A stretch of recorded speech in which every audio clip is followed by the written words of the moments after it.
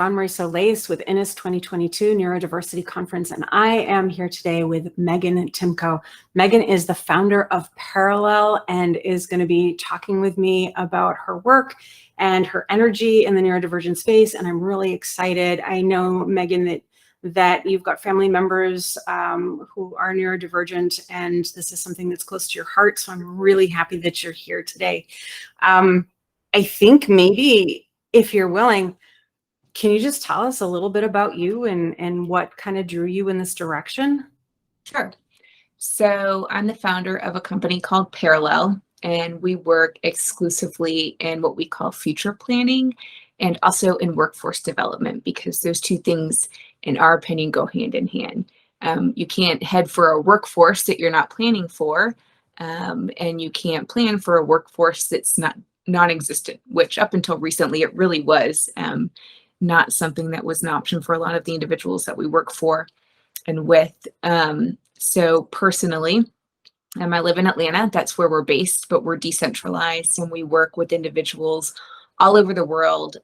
Here domestically in the United States, we have clients in the United Kingdom, in the Middle East, in India. We have partners kind of like scattered all over as well in Africa, Australia. And lots of different places. And it's a real joy to kind of be in this network of people who are all thinking the same way about what we do next.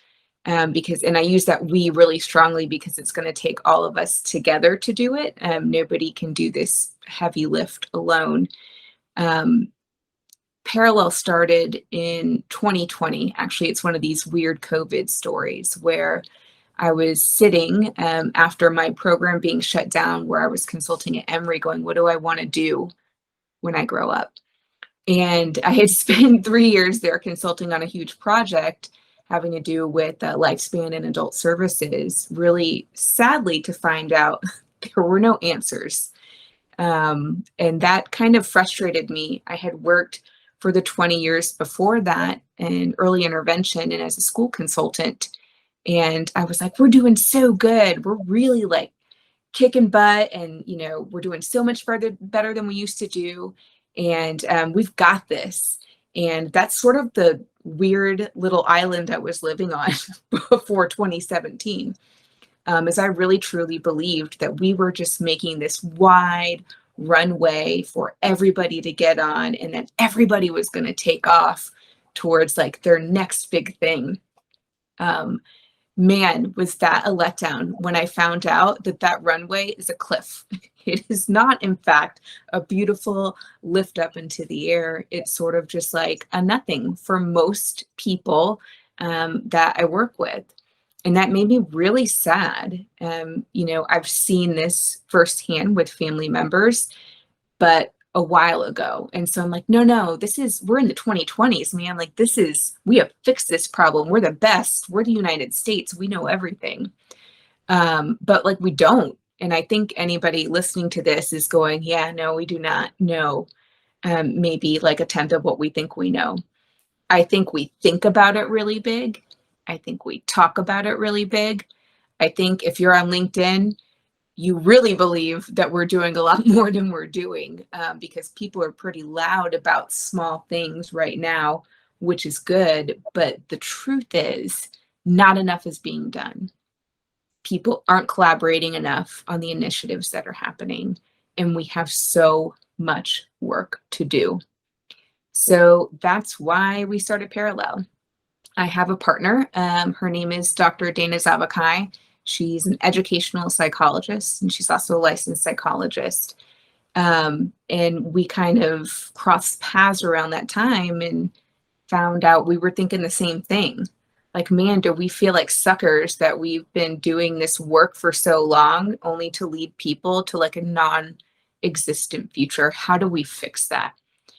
And so we talked to parents, we talked to providers, we talked to individuals who identify as neurodiverse. And I was like, what's the problem? Like, what's the roadblock that we're really looking at here? And we got sort of like a varied response, but the response, if we could generalize it, really was there's nothing, and we feel like we're not being prepared. Parents aren't being prepared. Individuals aren't being prepared. Our school of thought is it's a little bit overstated. We're not thinking the right way about how do we change this. And so Dana and I, over a glass of wine, we're like, well, we should do this.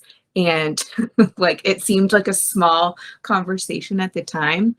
But now here we are, a little over 2 years later, and we have really jumped into not even just like the deep end. We jumped into the deepest part of the ocean.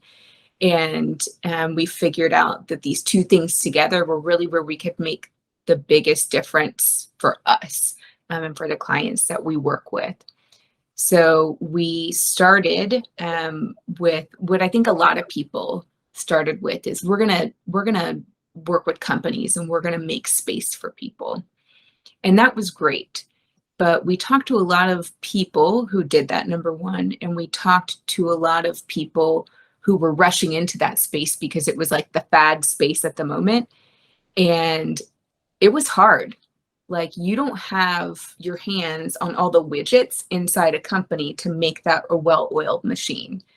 And we found out through sort of like a lot of trial and error that that's not where we need to start this. We need to go like a step back and then a step back, which is how we ended up with the workforce development piece, which is really that kind of piece of the bridge between school or secondary education and the door to the world of work. And then the step behind that is like, hey man, we got a plan. We got a plan for both of those next steps. And so we are, I think I can say this now because it's with our publisher, but we're about to drop a book on what we call future planning. And we didn't want to call it transition planning because we found out a lot of people have a pretty negative connotation with that phrase. And it really doesn't adequately cover what we're trying to help people do, which is make a future of purpose that has like some dignity to it and a lot of choice and independence. And so that's where we are now, and that's what we're doing. Yeah, when we first talked, Meaghan, I got so happy, and I do. Like, anybody who's watching, we have over 20 speakers doing these recorded conversations with me, and I get like super excited and emotional and stuff like that. I fall in love with everybody almost instantly. But the work that you're doing is something that I've tried to help my clients find. I've tried to help parents find. The very real scenario that you presented, that there might be supports in school. And I say might very, very purposefully, because not everyone is supported and not everyone is supported well, even by schools that are trying awfully hard. That isn't intended to be a swipe at the schools or certainly the good people trying to do their jobs. It just is a reality for a lot of folks trying to find their way and get the supports that they need or get supports for their children.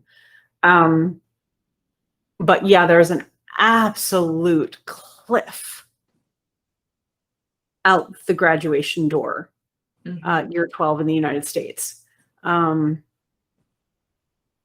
And what do young people then do? That there seems to be so little out there for them. And so when you and I first talked and I heard about your organization and the work that you were doing, I was over them. I was buzzing the rest of the day and telling everybody about you. Because there are organizations in like Australia, right, that do this, but there's very little here. Yeah. So to find something in the United States, and granted, this is an international audience, people are going to be seeing you, and there are a lot of countries that don't have this support too. So they'll, it's really important they hear from you and from some of these other folks.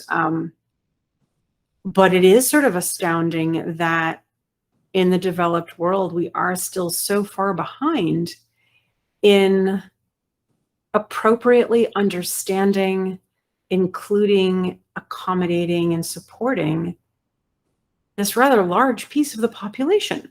But we're not 1 in a million. No. Almost every, if you ask somebody, do you know someone who is autistic or ADHD? At bare minimum, they're going to say yes. Everybody at least knows somebody if they're not going to tell you, oh yeah, right in my family or me, right? So this is a substantial amount of the population. And regardless of the high needs, high needs, low needs labels and stuff like that, I don't know a single neurodivergent person that doesn't say, I need a thing. Life would be better if some information were there, if some accommodation were there, right? Yes. So the fact that you are working to help schools understand and then help parents and young people kind of get launched, and the work that you're doing, I find thrilling and vitally important. So if I were going to get in touch with your organization, let's say I am a parent of 3 neurodivergent now adults. We didn't know when the kids were growing up. I didn't know my own identity as a neurodivergent person, let alone my children, because a lot of the information out there is unfortunately really, really poor, lacking and wrong. So we didn't know, but I would try to go get help for my kids. It wasn't given. Shocker. But at this point, so, let's say my kids were a little bit younger and they were coming out of school. At this point, I might find you, I might find this video, I might find Parallel, and I, call you up and say, hey, what can you do for my kid? What would you tell me? So when we get calls from parents who have transition aged children, or even kids who are a little bit past what we would call transition age, the first thing I say is, our job is to make a plan with you that's doable, that feels right, that your child has ownership over and say in, and one that isn't 50 pages long, because I can't tell you how many times people come to me and they're like, here's my War and Peace version of what I'm doing next. And like, I cannot read. No, that's too much. It's too much information. It's too many pieces. It's too many people. And the last part of that is they don't own it all. Meaning, if you've made a beautiful plan that's anchored in a school setting that will sunset on graduation or age out, that is a worthless piece of paper when that event happens.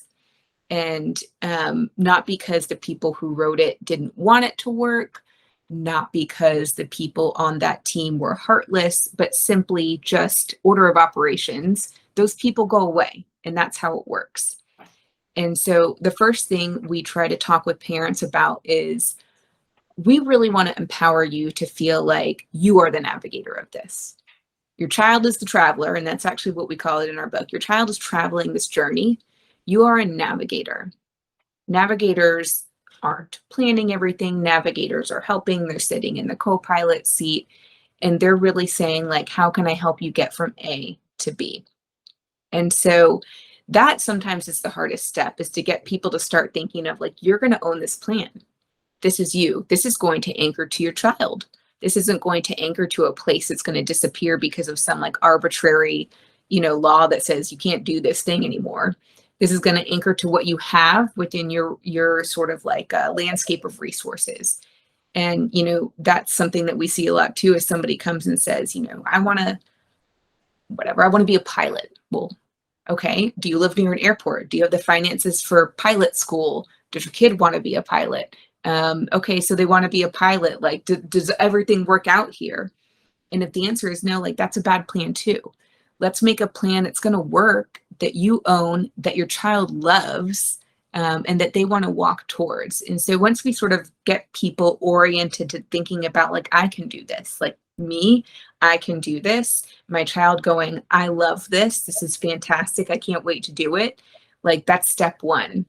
And then step two is really thoughtfully planning out. We have it in about like a 12-step process, but a 12-step process of like really going through strategically the available options and what do we need to do? What are the steps? I'll say this very carefully with this audience. I am a reformed behavior analyst, reformed behavior analyst. And so I do love a good process. And so when you go through these things step by step and really evaluate the needs that are intrinsic to you, your family, your child, and put them on an easy to navigate document, it becomes so much easier. And then we can hand it off and meet with people and say, hey, how are you doing on these steps? Have you gone out? And if you wanted to be a pilot, have you gone out and talked to a pilot? Have you looked at an airplane? Have you reviewed what it means to go to pilot school? And a lot of the time, the freedom in going like, I can do this is almost all people need. And I'll give you like the pilot has not happened to us yet. Now that I say it, I really hope we have a client that wants to be a pilot, because that would be a cool thing to write. But we do have a client here in Atlanta that had some mobility limitations, some speech limitations, but really, really, really wanted to work at the Braves Stadium. And every single person, when this person was in school, said, no, you can't do that because you can't walk. You can't do that because it's never happened there before. And I said, and this is one of our values at Parallel, it's like, be curious. Why not? I hear all the people saying why they think it might not work, but what really, truly, why not? And there was no answer.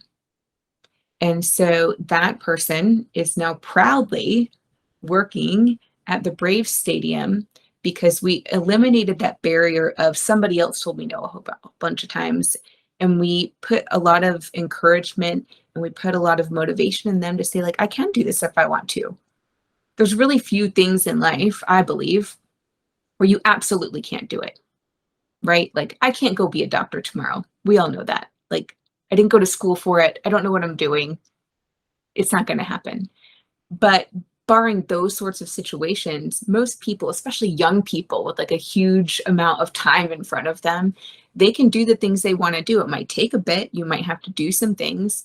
But once you kind of put it out on a plan, really it's just following one step to the next step to the next step and checking boxes and having your team that you've picked get on board with you.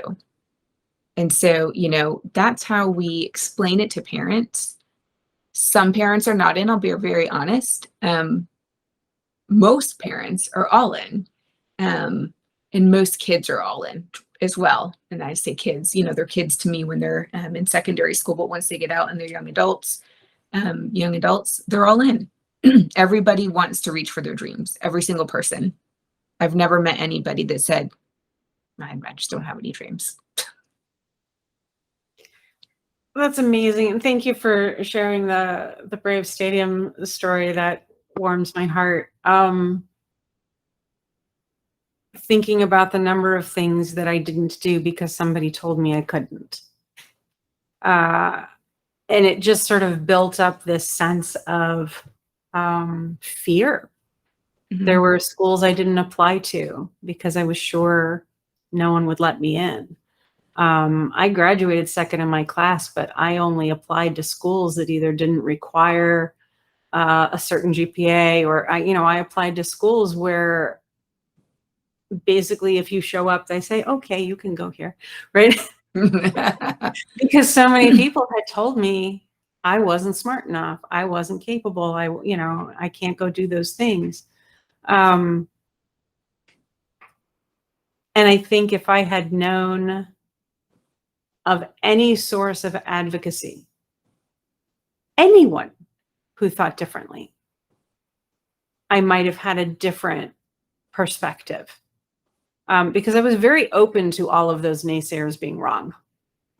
I really, really wanted them to be wrong, but I didn't have the courage or the personal experience to say they were wrong. And so the fact that you can go to parents and young adults and let them know that not only are the naysayers in their life not accurate, but it's up to these individuals what they would like to put into their lives. And that there's going to be support for them.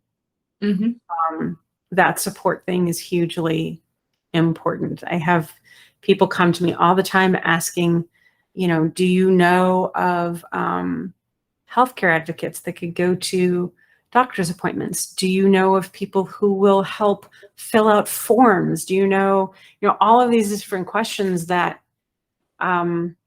living, now that I understand my identity as a neurodivergent person, I can look back and I go, oh, that's why some of these things were a little bit challenging for me. And wouldn't it have been nice if I could have asked for help from people who wouldn't tell me to knock it off and go do it myself, to stop being lazy, to stop being, right? Basically constantly, don't be you, go be something else. And so your organization being that, that version of almost healing, right? If you've grown up with so many different people telling you you can't, and you find, you and your partner in your organization, and somebody's saying, well, let's find out if you can. Yeah. Right? That is an amazing thing. That is an amazing thing. I think often about how many things we have today that we didn't have 20 years ago. Oh my gosh, Dawn Marie, like I've been working in this field for more than 20 years, and I never thought what we have now would be here. Like 20 years ago, no way. And so I kind of like brought it down in the beginning, like, and then the runway fell to the cliff. But, and that is a sad story, it's true. But what we have now is so much more than I thought we would have. And so that's what keeps me hopeful. And that's what keeps me sort of like eye on the prize, is that these things are here. And it is a lot. I'm not going to lie. We don't get people and we're like, oh, well, here's your piece of paper and there you go. Now you're a pilot. It's not that easy. But what we try to acknowledge gently, but also realistically, is like the rest of the world, like they don't care in the way that we care, right? People love a ticker tape parade, which is what LinkedIn has a ton of. And again, I'm not poo-pooing any of these things that happen, right? These things that happen, even when they're small, get a toe in the door. But we need bigger things to happen, and we need more things to happen. And so the things that are happening right now are more than I thought they would be, but they can still be better. And because we live in a place where we know that yes is now possible because of these small things that are happening, we know we have to walk forward on the assumption that we've kind of got to do it, right? And that sort of is a micro statement and a macro statement. And but we have to do it. And I wish there was another way around it. There's not. I think there's a lot of really great people working like in lobbying and legislation that are trying to move the bigger mountains, that do a lot more at one time than people who work in sort of like direct services like me can do. But until those mountains move, we've got to have also boots on the ground doing the stuff here. And so that's what I believe that we're doing. Is until we have some big doors opened, which happens every once in a while, right? We all know the landmark legislation.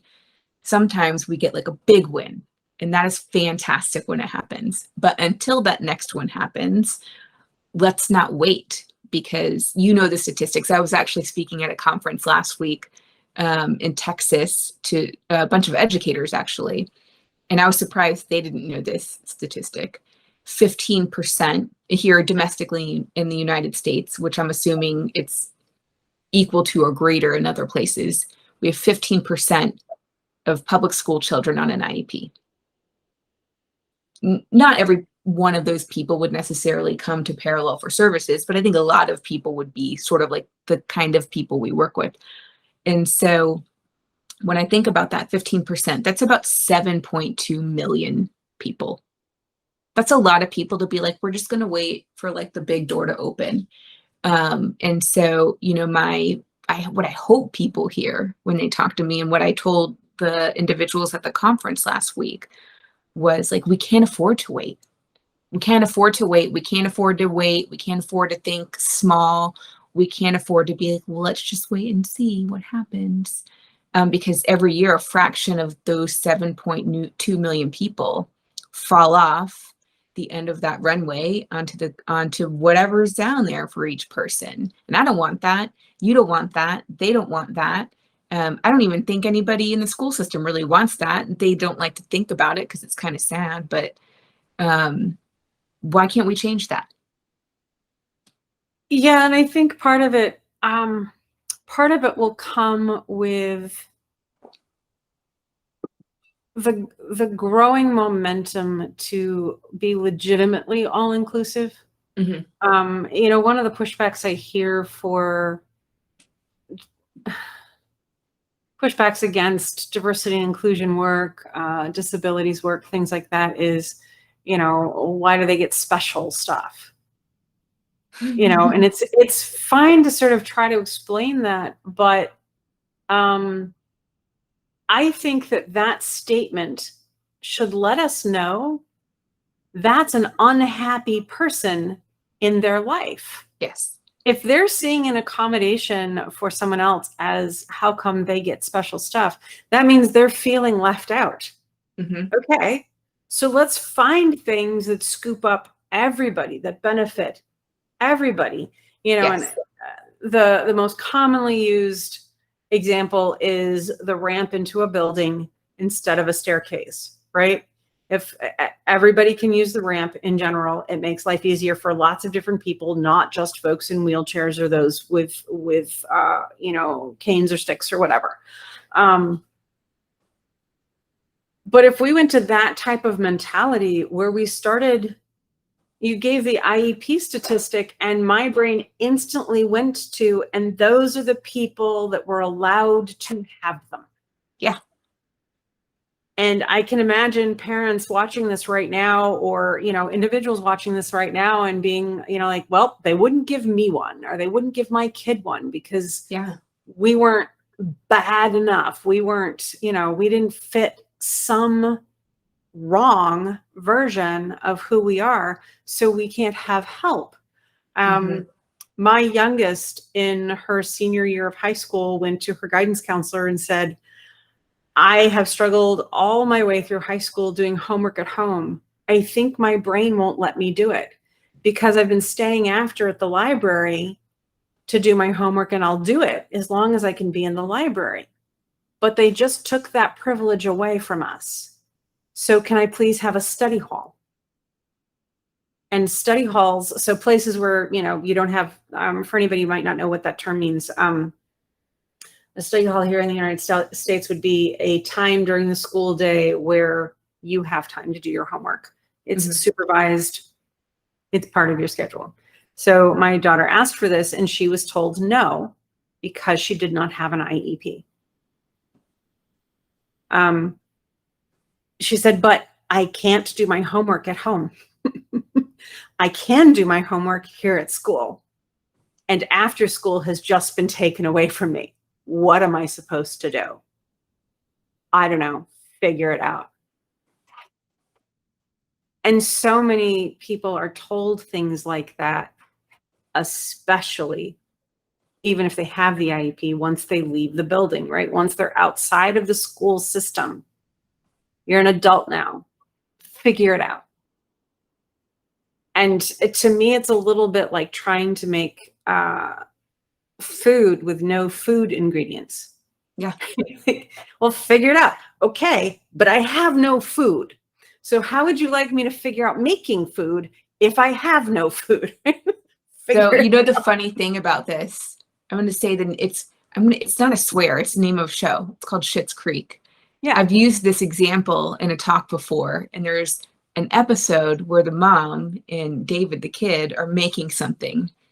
And he doesn't know how to bake, right? If you've ever seen this show, it's like a bunch of really wealthy people who've gotten in trouble and they're shipped off to like this middle of nowhere town, and they live in this rundown hotel. They've never baked for themselves. They've never cooked for themselves. They bring like $10,000 fur coats. Like they think that's normal. And so they're baking for the first time. And David, the kid, is like he doesn't know what he's doing, and the mom's reading the ingredients or the recipe, and she's just kind of like calling audibles, like do this, and he's clearly has no idea, and he's just doing the best he can. And then she gets to a part where she goes, now fold in the eggs, and he's like, or no, fold in the cheese, I'm sorry, fold in the cheese. And he's like, well, what does that mean? And she's like, you just fold it in. And he goes, well, but yes, but like, what does it mean to fold it in? And she's like, I don't know. I can't tell you everything. Just fold it in. And he gets very upset because still he has not been told operationally, like, how do I fold in this ingredient? And, in the clip there in the talk usually, because it's true. Like, what do some of these things mean after you transition out? What does it mean to do X or Y or Z? And who is supposed to help? Should there be any help? And if there is, where do I find it? Like, how do I ask?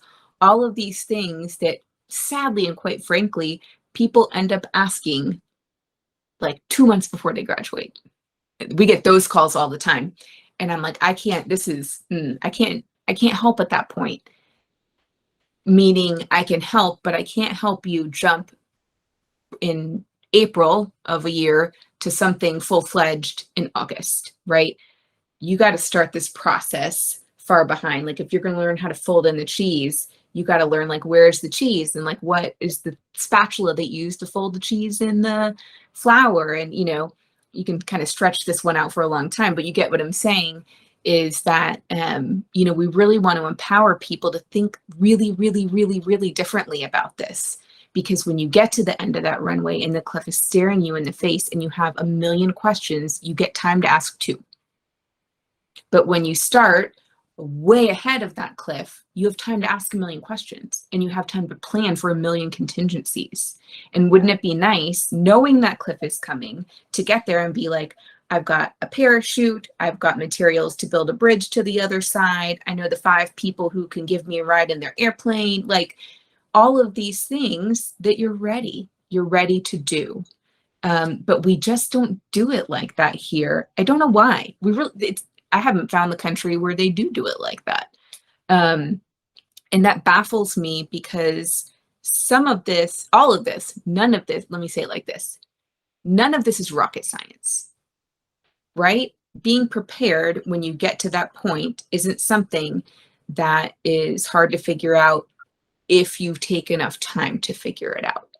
And that's what we want to tell people is like, you've been trained to think a little bit, I don't know what the word is, like you haven't been trained to think about it in totality. We are like, here, you just got a diagnosis, you live in this bubble.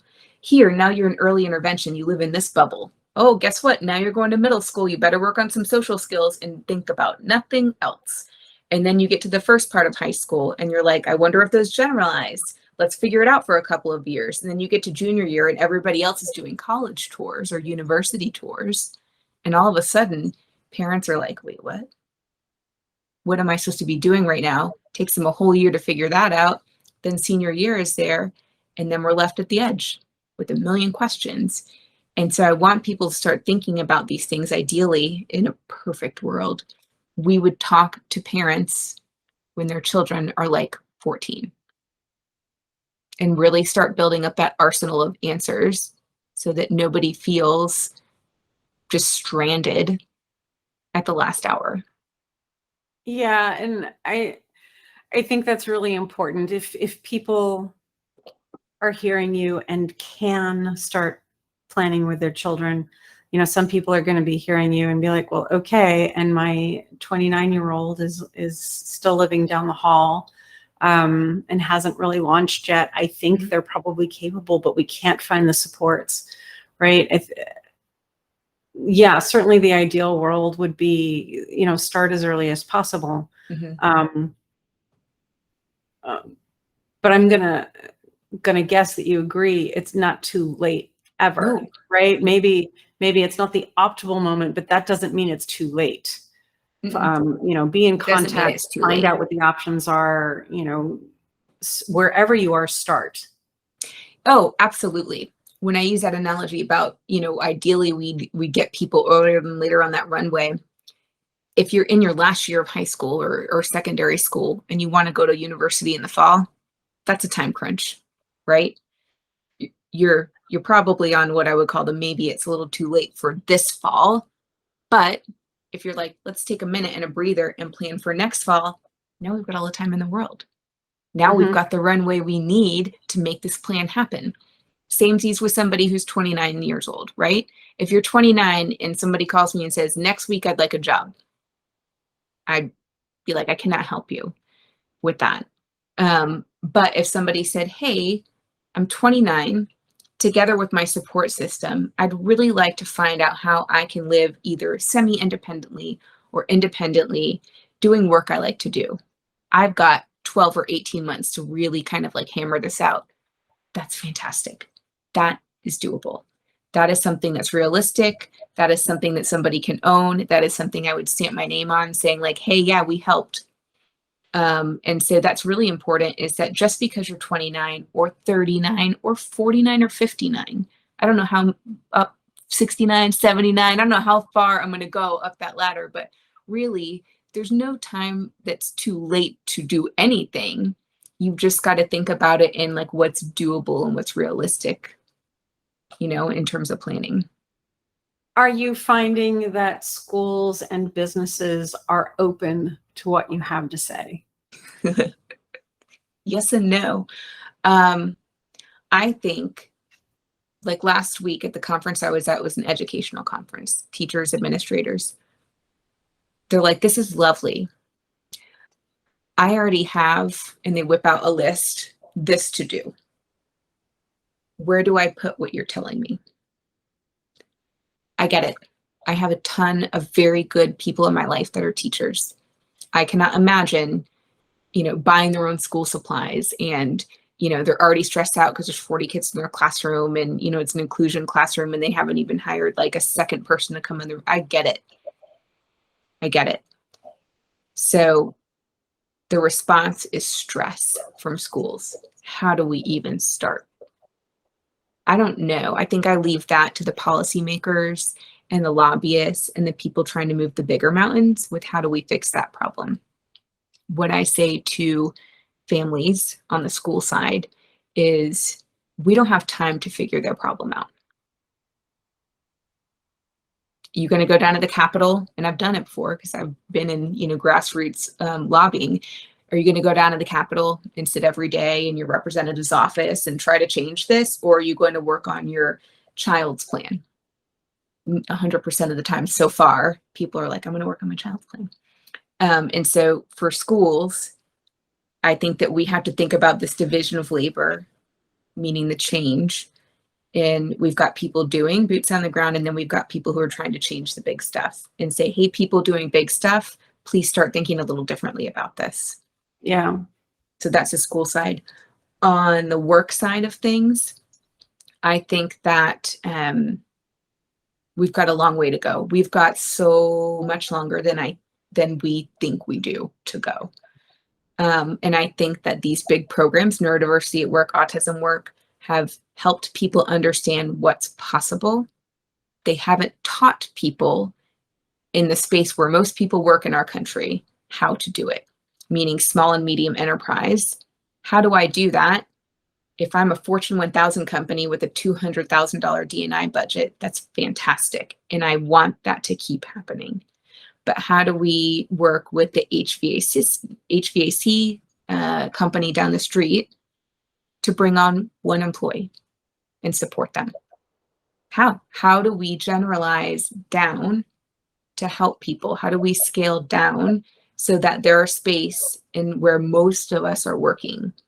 And I would say that's what we need to do. So when you go to these small and medium companies, which I have, they don't go, we can't do this. Because the only blueprint we have now is giant companies. So if somebody's listening and they want to make a blueprint for like small and medium size companies, like there's an opening, do it. That's actually something that my organization, Neuro Awesome Life, is working on. Not only am I trying to build this to be an example of how to hire people and provide accommodating work environments and work schedules and all of those things, but how do we help people enjoy the process of including folks with different needs in their workforce? Mm-hmm. I've always been somebody who, I don't know, like the kittens who climb out of the box. When you think of out of the box thinkers, I was that kitten. Like, I won't stay in the box. You can't make me. I've always been this, like, Yeah. you don't have to tell me to think outside the box. I like chewed my way out the day I was born. And so, I'm familiar with, because I do consulting and things like that, I'm familiar with talking to companies and they're just like, oh, we can't. Yeah. Right. We don't have time. We don't have staff. That would mean extra. And the thinking is unfortunately upside down, in my opinion. Instead of thinking about, oh, we're going to have to, do all of these special things. Mm-hmm. Again, to what I was saying before. Okay, well, instead of trying to figure out how to accommodate one or two employees, what would benefit your entire staff that would make more space Mm-hmm. for someone from the neurodivergent community, right? What would be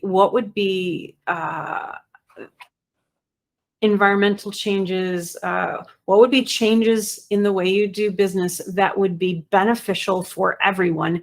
And when everyone is benefited, we see over and over and over again, Forbes does articles constantly, right? Mm-hmm. The happier your workforce, the more money you make. It's kind of a no-brainer. And it kind of doesn't matter how big or small you are. People who are happier with their jobs stay longer, work harder, and do better work. It doesn't seem like we need large studies to figure this out. So if we're making life better for everyone and it happens to scoop up more people, that seems like a good idea.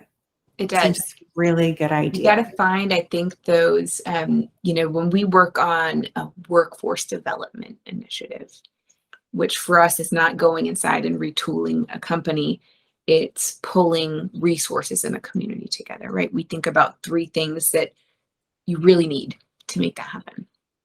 And we have one of them happening here in Atlanta right now. You need school, but not in a way where we like put everything on school. We say, hey, school, we know you're freaking out about these people falling off the cliff, but you're not really doing anything. Like, let's think about ways to partner with people on the outside, really collaborate. I go back to the beginning of what I said when you introduced me, which is like, we are not collaborating enough. Oh my gosh. It's really weird given the number of people in dire straits, the like weird hyper competitive nature of people working in this field. And so we need to start working together. And so educators, it's okay to be like, we don't have an answer, but somebody else might have an answer. So we find that there, especially in a place like Atlanta, we have so much industry here. We've got airlines and we've got manufacturing and we've got a huge IT hub here and a little bit north of Atlanta. We've got all these people. So you find one that says, okay, we'll do it. And it's probably they're saying okay because they need employees, which everyone does right now. Spoiler alert. And so put them together and then really get the endorsement of some really strong, popular community members. And that can be either with a high five and them just being like, this is super great. Maybe some recognition, maybe some community, like a Kiwanis Clubs gives some money towards this little venture. And then you push those 3 things together. And you have somebody kind of mediating this, which we did in the beginning of the one happening here in Atlanta. And you say, hey, school, this company over here makes widgets. Can you teach the people in your school who maybe are work bound on an IEP how to make the widgets there if they give you the supplies to do it? And the school was like, I don't know why not. Like, we've got some extra space. We could make this line up with educational goals and IEP goals and, check. I mean, I'm hyper speeding up a conversation that took place over a year. But so like, yeah, everyone's like, yeah, we can do it. The place of work, the place of employment keeps talking about what do we need. And they're seeing this. This is a business imperative for them. They need people, right? This is not about like, oh, we're going to do some charity work. They're like, we see people rolling out of this place every single year, 10, 20 people that could be working here. This is a selfish thing for them. And I'm glad because that motivates them to do it. So put them together, then find some community members that are willing to say like, this is great. And I'm going to talk about it. And our little social group, whatever it is, Kiwanis, Rotary Club, blah, blah, we'll give you guys some money to put teach them how to make widgets lab in the school. And this project here in Atlanta launches, it's almost August, in August here. And I mean, it's modeled after some small things that are going on already, but it's the most successful model I've seen. And really, it's not a secret. This is work together. Don't hoard resources. Do things for the benefit of other people. Do things for your own benefit if it helps these people over here, and bring it together and use that esprit de corps of the community to really anchor it in so that it becomes a thing and not like a one-off. And so that's where we're seeing success in how do we make this work for a lot of people at one time. Because it's great when we come in and we plan like one person's future, right? It's like that analogy. You take a starfish off the beach, you throw it in, like starfish is super happy, but there's like 7.2 million starfish on the beach. So who has like a giant net? These little micro solutions are a bigger net. It's not the biggest net where everyone falls in, but at least it gets more than one person at a time. And it helps the schools because they're not doing it one person at a time anymore. Everybody over here gets employees. They're super happy. And the community is like, look what we did. And you're like, good for you. So, like I wish everybody would think like that. Maybe they will. Maybe they are. Maybe you are. Are you? Absolutely. Okay. Yes. So I got so excited about you, Meaghan. I like the idea of micro solutions. It's actually something that I have been, I wouldn't necessarily have used that term, but it's something that I've been promoting since I was in college.